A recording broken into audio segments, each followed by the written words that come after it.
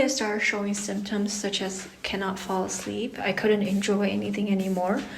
But back then, I didn't even know about psychology nor mental health nor what depression really is. Like, I went to one therapy session and I didn't even know how to articulate my problem, and I had like trouble trusting people and opening up. Also, I think back then I just got used to pressing down negative emotions and show off the very positive, upright part of myself. Like, I didn't want to be seen as like the sad, emotional person. So I felt like after one therapy session, I didn't learn anything. One is I was skeptical.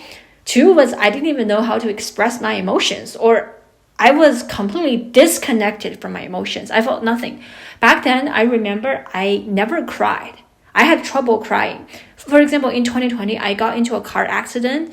I have mentioned this in my previous video. My car was totaled instantly. It was a car crash on the highway.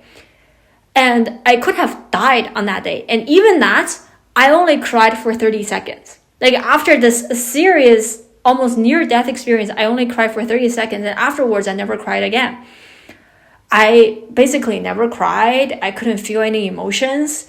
So I had zero idea what to even talk about. And that's when I didn't do therapy until later on. It got very serious that I would have panic attacks in the middle of the night and cannot fall asleep. And I just didn't understand why I cannot fall asleep. I took melatonin and everything. It gave me more headaches. It alleviated the symptoms a little bit, but the sleeping issue was always there. I was insanely confused, and that's when I started taking therapy more seriously. And it's also that moment when all the books arrived. I remember first reading the book called Boundaries, and that's when, according to all the other healthier people I have seen, I have concluded, wow, previously I grew up in a very abusive family, and that's why I have zero boundary.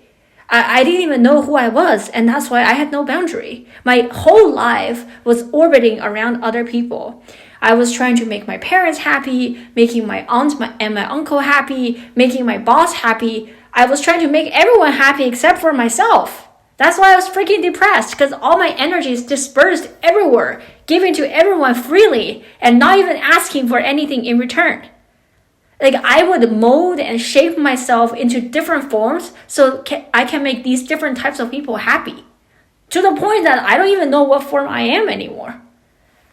Oh, by the way, if you're also an empath and you relate to this, I have wrote a short book on this to help you to heal.